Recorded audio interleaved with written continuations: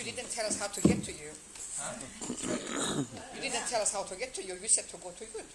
Yeah, you can send me So script how and email if do you we want. get to you then? Okay. Did you get my We are, email, by the way, we Monica? are here for that reason. That's a good question. It's Amasola at How did they get to you? WBentertainment.com. Amasola at WBentertainment.com. Hold on, It's online. You you're can too look up fast my for me. name. Hold on. The gentleman with the blue shirt.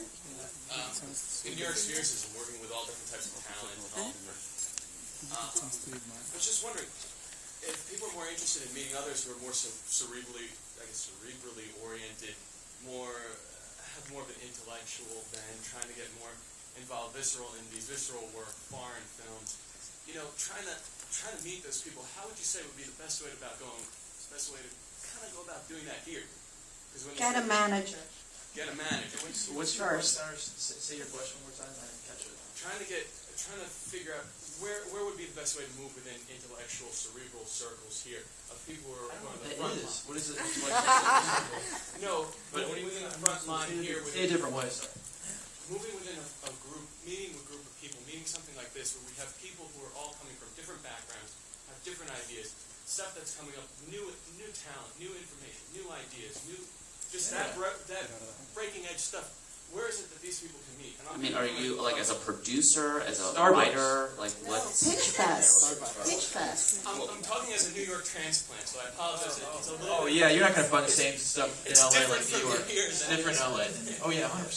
So, I'm trying to figure out You know what? where are all these people? It's Where are Los they showing up? Feliz, it's Silver Lake, a bunch of hipsters down there. You try that. Creative places. You know what's a good way to look at it? If you look at Hollywood as a triangle, the top 10% matters. And I hate to say this, but going back to what Kevin was saying about reality checks, the bottom 90% really never get in the game. So I think you have to really be savvy and think about who you're spending your time with and the groups you're going to and the places you're studying, and be like, what kind of credits do they have? Who are they represented by? Are they represented? Are they talented? And just kind of figure it out. You want to get as high in the food chain as you can. Listen, Innovative is an amazing company. We have amazing resources. These guys have more. It's just that simple. So what I can learn at Innovative is amazing, but it's not like some other places. And I'm always thinking, like, how can I get to people, maybe just as myself, not just as Innovative. Everyone thinks that way. I'm sure Mike does too. So you have to just really, on your own, focus, study, read. Like, have you read Nikki Fink this morning? You don't have to answer, but it's like, whoever it is, or anything. What's on anything today?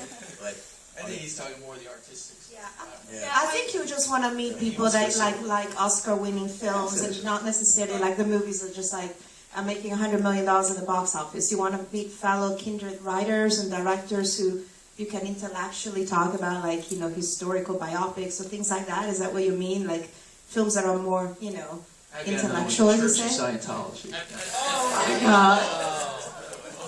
That's where they grab a bunch of New York transplants. It is, That are lost, that need artistic community.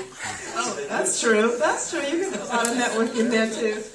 Let me just say, also me coming from a theater background, I think what you mean is a really great way is to get involved with a theater company, meet other artists, and that's how you create your own group. Get your friends to make little films. You create it. You're here from New York. You create it the way you want to. So being in a place like this is perfect. Yes. I have two quick questions, unrelated, but I'll ask them both fast. For an actor's perspective, do you think it's important for them to try to get into a union or just to pursue whatever work becomes available? And the second question is, how much is on-demand consumption of entertainment product changing the way that you guys are doing your jobs? You can get those VOD statistics, probably. Yeah. They ain't there yet, right? Well, Steve, you can answer the first one, then I'll take the second. the union thing, and what you should do everything but porn. Number one. Number two, if you can get in the unions, you probably should, because I think it's beneficial. It's a question that people who are doing real projects always ask. What do you call that? I think it's being tapped. Taft-Hartley. Taft-Hartley. Yeah, I think it does put you at kind of the next level as an actor. So I think if you can get into the union, although there's all issues now, but whatever, it's definitely better to be in it. So if you can, definitely. On demand, technology is just completely changing the economics of the entertainment business. How we watch television. If we can watch television without commercials, by definition, that's completely undermined that ecosystem. If we can watch a movie on iTunes on demand, why do I need Blockbuster? Which we've seen that happen. So, yes, technology, there's no answer. The answer is yes, it's changing. How in the long run it's going to change, I don't know. In the short term, all of us are scrambling. There are less jobs, actors are being paid less movies are being made, there are less movies, the economics of movies are just changing so much. And so right now, it's all evolving. I don't know if it'll ever stop evolving, hopefully it will, but all we know, it's less. And if you're at a major agency and you look at what they're doing a lot of things outside their traditional core business. Is broadcasting becoming irrelevant? No, I don't think, books aren't irrelevant. These are forms of entertainment, I think that will last. I think the economics are changing, but I don't think it's about anything becoming irrelevant. I think DVD will be in existence for at least the next 10 to 15 years. It's just a function of the economic value of these media platforms. One question, please. Since we're talking about technology and how that's changing, I am an actor and a writer, but I just auditioned online. There's this whole new thing of auditioning online. It's someone in New Orleans that's doing this television series. You probably have heard about what they're doing, and they're just getting, for a month, they just sit and they comment back and they readjust before they do the one-on-ones to call back. How do you see that changing the landscape? Is that something that the agencies welcome or not, and does it play a role into the importance of the agent if everyone can just submit themselves, if this is the way producers are going to start going? Well, I listen, I think whatever it takes to get a job, you do it. I think there's always going to be that need, though, for the main roles when the producers, directors, they want to, have the kind of in from the agent to talk about why they should hire somebody. If we get asked all the time, who's next? Who's the next star? Who should we meet? Who should we know about? So I think you always are going to need, the kind of system as it is. But anything you can do online to get yourself in front of the right people, great. That would do it. I think it's great what is being said, what you just said, because anything that you can do, like anything that comes in your mind, not to have a hesitation to say, well, should I, or just do as much as you can, and doing that, something is going to happen, 7 years to make one film. That's for Jerry Bruckheimer. What should we say? Yes. Does anybody really care what your IMDb star meter rating is? Good question.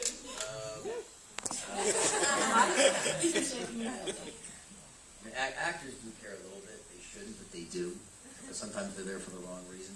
Guy does something bad, he goes out front. But I don't think probably writers and directors I see that. I care what mine is. I wish I had done my homework, Kevin. I would have answered that question. But when you're packaging a film, though, when you're getting stars, and you want to know whether those stars going to sell, in foreign distribution and how much, don't you look at that? Yeah. I use maybe for ideas, but in terms of like a true reflection of the marketplace, there are statistics that great people go online, they look at names. Yes, it's helpful. Is that really what's determining what gets made or not? No. It's a foreign sales agent, it's a studio. Again, it's another resource, but it's sort of not this barometer of like a Nielsen rating that says this is the one to hire.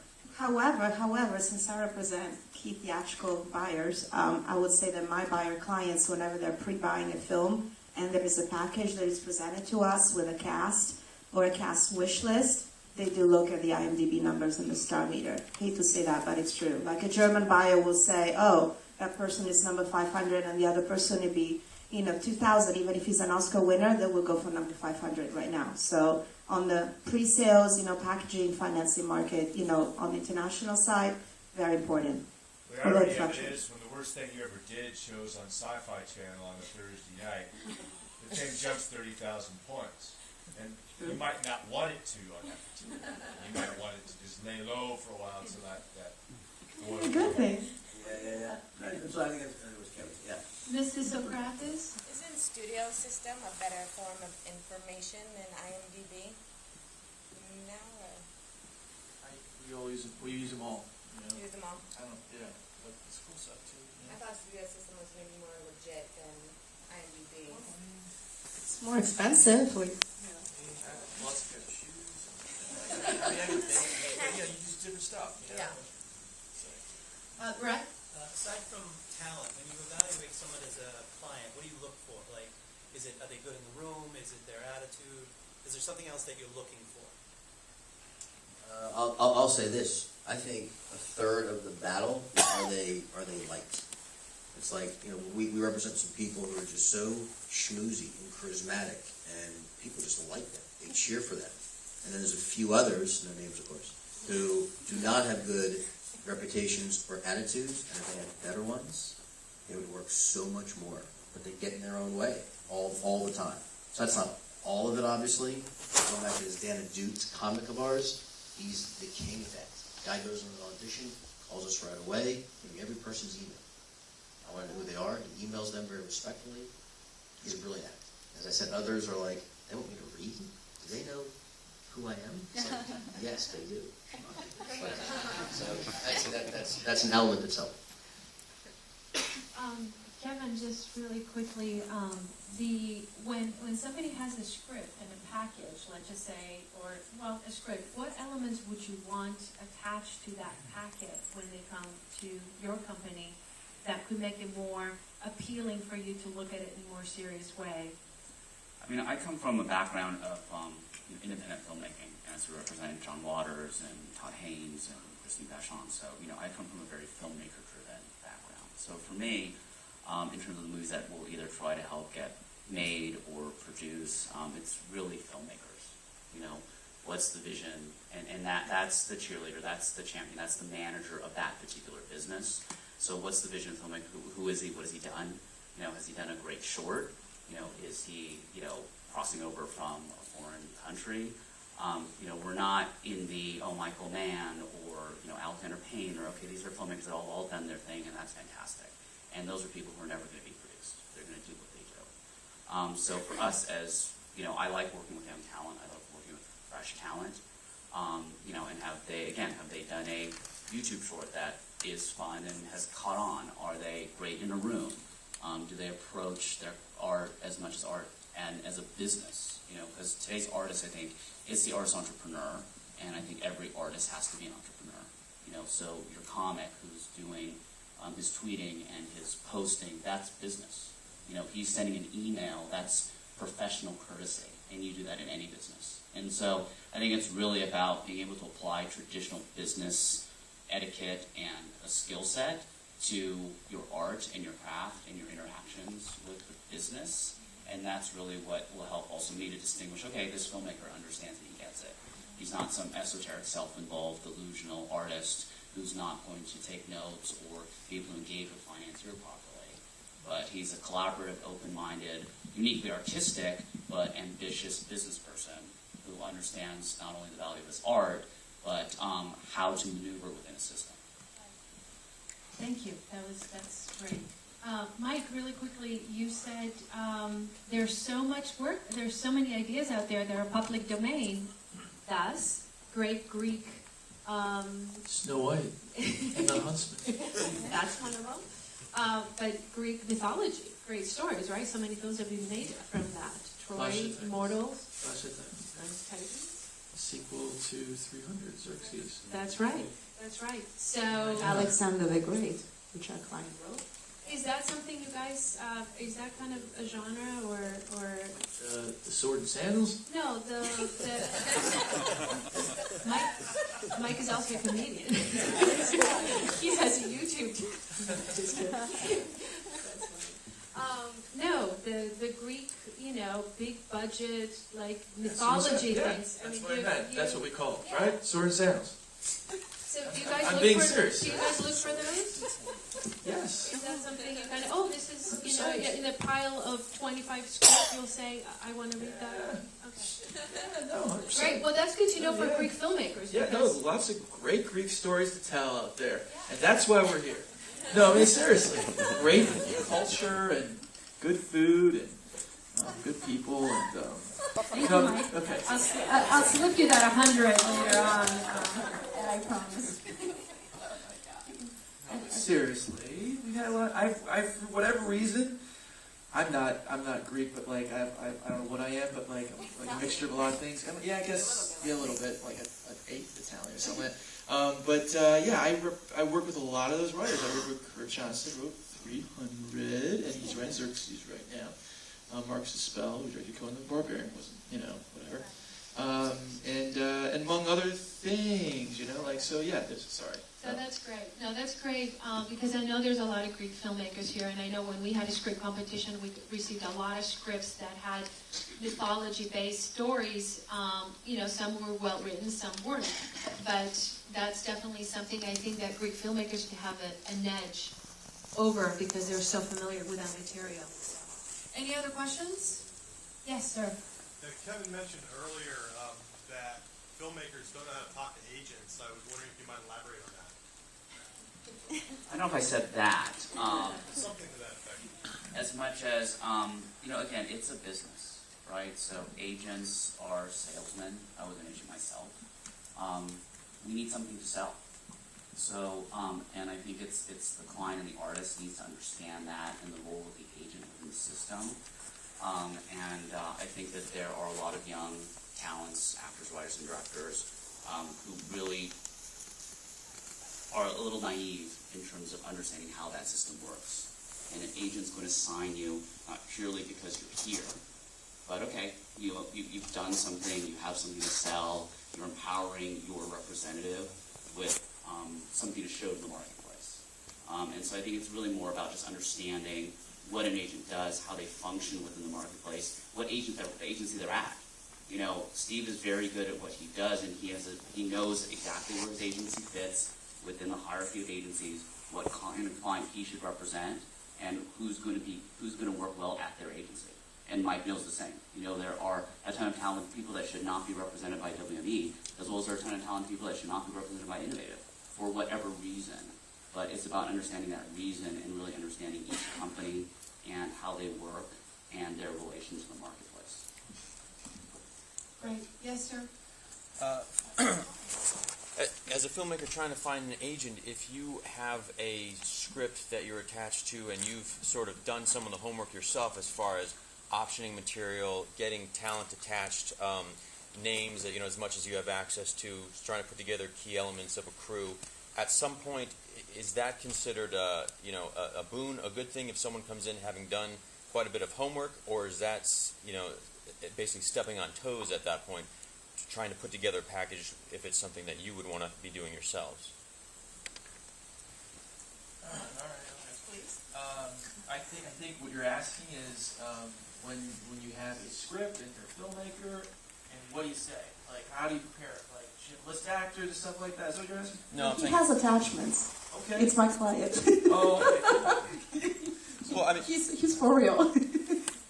Well, I guess my question was, at some point, as you said, take the initiative and do stuff yourself as far as actually going out there, meeting with actors, getting them excited, attached, getting crew members attached, budgeting, scheduling, storyboarding, meeting, location scouting, getting all your key people in place. Basically, all you need is, the checks, the money to pay everyone, and you're a go. At that point, is that something that's a little more palatable? Yeah, as opposed to just having a script. Right, exactly.